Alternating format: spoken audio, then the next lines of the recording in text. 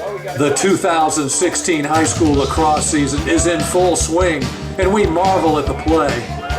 The great steal, the outlet, unselfish play right down to the clean look, and the score. But no, feet in the crease, no goal, a mental error. Then there's the great take, the clever fake, he's in close, but no, access denied. But you'll score on LaxRatz. Here we go. Hello again and welcome to week 5 of the LaxRatz. As always, got the Chief, Lane Jaffe here. I'm Chopper Drew Rogers. And Chief, before we get into top plays and to top teams, the zone defense came into play this week, Loyola and Palos Verdes. And let's talk a little bit about zone defense. In fact, just maybe a quick lead-in into your your thoughts about a zone defense, and we're going to run a couple clips for everybody.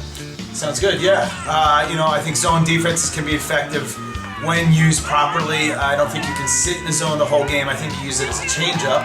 And watching the PV Loyola game, they stayed in their zone. They held the team. They held PV to 5-6 goals. So maybe that's what they were looking to get at. Sure. Kind of limit the possessions, like you said. Don't let a team like PV run up and down the field on you, right? That's right. If their strategy was to limit their possessions, then it's a great strategy. They did what they had to do. Scoring more goals would have been nice. Okay, so let's break down the Loyola defense. The first thing I want to say is Loyola had a great defensive game, and so we're going to use these as examples. We're not picking on Loyola, right? First play we've got here.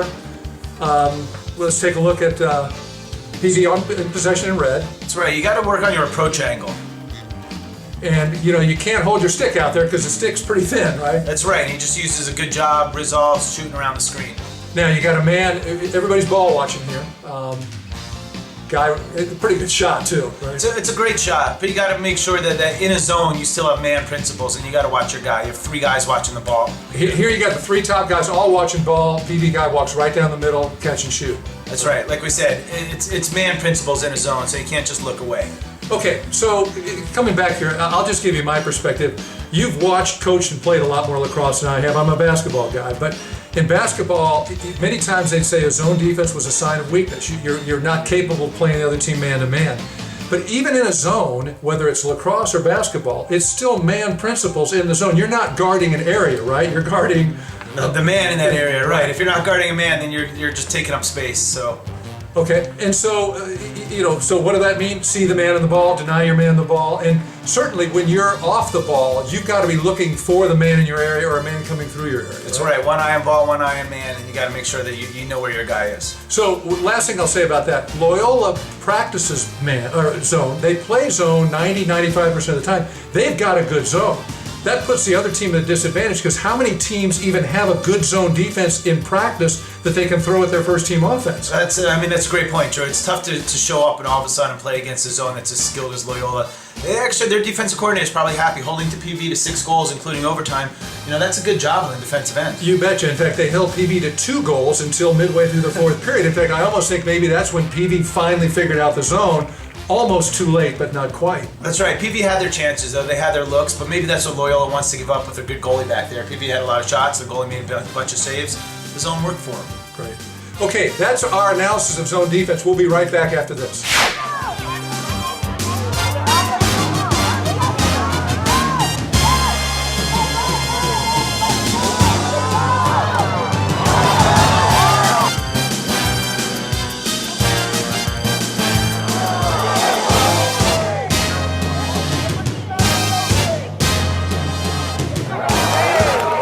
Okay, we are ready for this week's top 10 plays. Chief, let's start right with Loyola and Palos Verdes. This game was filled with top 10 plays. Here we go.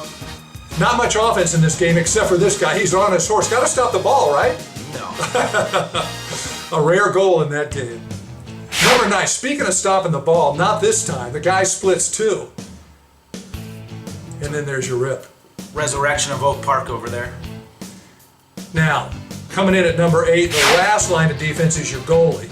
And he makes this save pretty casual. Kick save and the outlet. And we always talk about the extra pass. Watch the unselfish play here. That guy could have shot it. No, there's a better shot. It's unselfish lacrosse. Let's get to some more tenacious D. There's your save. And watch the battle at X for the ball. D-man's going to come away with it. Pole to pole to pole. And talk about pole rip. Look at that. High to low, Matt Nagy. I like it. Next, we go to the patchy tundra of Peninsula High School. On the doorstep. I talk about undressing the goalie, but he still had his Under Armour on and he made that save. Denied. And then, of course, get it out for transition. Now, speaking of goalies, walking out to midfield. Whoops. Pass got picked. Can you get any more open than this? Oh, I'm glad he didn't throw a fake, though. Now, next up, this long pole, he's smooth. And watch him thread the needle. Call him the seamstress. Oh, Dyson. Now, we know Palos Verdes' defense is really gelled. You can ask Loyola about this, but when your interior passing is this good, you're going to score on anybody. That's a good part. Now, next play up. Most weeks this would be number one.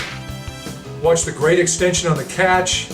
Watch the spin move. Oh, that's a great hands by Austin Loai and the backhand. Box lacrosse backhand. Why isn't that number one? Well, here's why. Closing seconds, Oak Park and Agora. Senior captain defenseman Brandon Byer. He's going to take it all the way. How many times has he shot before this? None. First career shot, game winner, senior captain. 8.76 left. And that was Byer's first career shot, first career goal, and it was a biggie. 100% that kid's shooting. We'll be back with top teams in just a minute.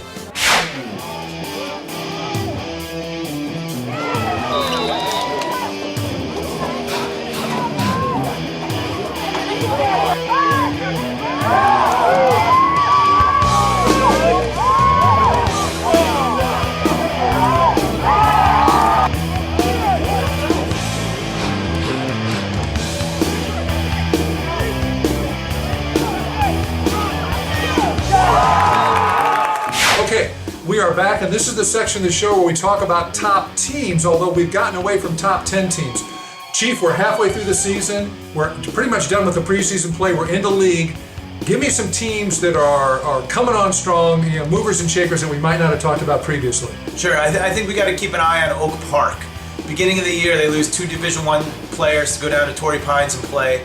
So it took them a while to find their identity, but they're well coached, they're hungry, they're young, they're skilled. They just beat Agora by 1, which is pretty impressive.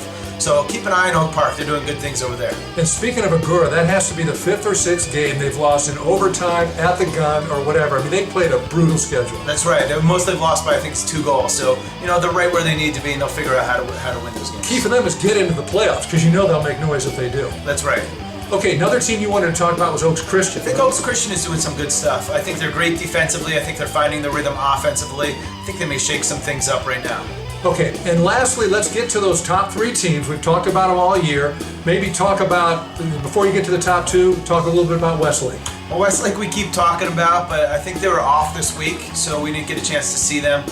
But they have the athleticism to play with anybody, so still worth talking about. And that's our producer's pick, so he makes us talk about them every week. And our producer sits down there and watches the film, and he keeps saying they're big and they're beasts. And there's an old saying: when everybody else gets tired, they'll still be big, right? Well, right now they're going to have to come up big and win a couple big games. Yep, we'll see. League play coming up. Top 2 now. Let's talk about those 2. And hey, they played. You said the winner of that game should be the 1 seed, right? That's right. They worked it out on their own for 45 minutes, 46 minutes. It looked like the Cubs had it, but a king cannot be dethroned so easily. PV managed to take care of business. So when you think about that game, Loyola led the whole way. Halfway through the 4th quarter, I believe, they're up 5-2. PV cuts away at it, scores the tying goal with less than 10 seconds. 2 seconds left on the clock. And then they went in overtime. So if I'm Loyola, I'm thinking, hey, that doesn't prove a thing because we were winning. We were ahead for most of the game. I wouldn't call it a fluke, but PV almost ran out of time. So PV feeling good because they got the comeback win. You know what? You played the full 48 minutes plus overtime. So even if you win for 47 minutes, you got to play the whole 48. So Loyola should feel good about it. They held the team to 5 or 6 goals, including overtime, and they were right there. But winning games, finishing games, I think that'll be their motto for every drill they do. Finish the drill. So see what they can do. But right now I have PV at number 1. They won the game. Loyola's scratching at number 2. You would think Loyola would want the number 2, though. Just no pressure on them. That way they could be the hungrier team. But absolutely. So that's what it'll be. So the other thing we should talk about, I mean, Loyola's got to feel good about holding the PV to 5 goals in regulation. PV's defense has really come on strong. We've seen a lot out of Jarrett Jones. He's a human highlight film. Talk a little bit about PV's goalie, because it sure seems like he's starting to tip the balance for them. Right, you got a great goal in Connor Jongawa. He sat for 3 years behind D. McCann, who went to Duke. Connor Jongawa is 6'2", he's slimmed out, but he's still got those big shoulders. That kid is good, composed, makes the big save, gets the ball out. That kid could be a difference maker once we get to the playoffs. So, and the last thing we'll say about that is many times when you get teams who are evenly matched up in the playoffs with a lot riding on it, it can come down to one play or one player, and that could be your goalie. That's right. It's going to come down to goalies, and luckily, Loyola has a great goalie, proven. PV has a great goalie. Harvard Westlake has a great goalie. Agora has a great goalie. I can go on and on and on. There's some great goalies out there right now. You bet. And that may be one of the areas I've seen most improvement over the last 6 to 8 years is these goalies make stops, they run the defense, they get the outlet pass. Some of them even score goals if they play for Peninsula. And it's been a good year for goalies. That's right. The goalie will be the decider in the finals, guaranteed. One note for our viewers, we're getting a lot of email chatter, which we love. The top play this week, the #1 play, was sent in by Oak Park. So if you see it, you want it, send it to us and we'll try to get it in there. That's right. Share the love. We'll spread it. Anything else? That's it, man. Looking forward to league play. Getting into league play starting in a week. By the way, Palos Verdes now heads up north. We're hoping to have film of their game against De La Salle next week. And that should do it. That's great. I'm the Chopper. He's the Chief. Thanks for watching and we'll see you next time.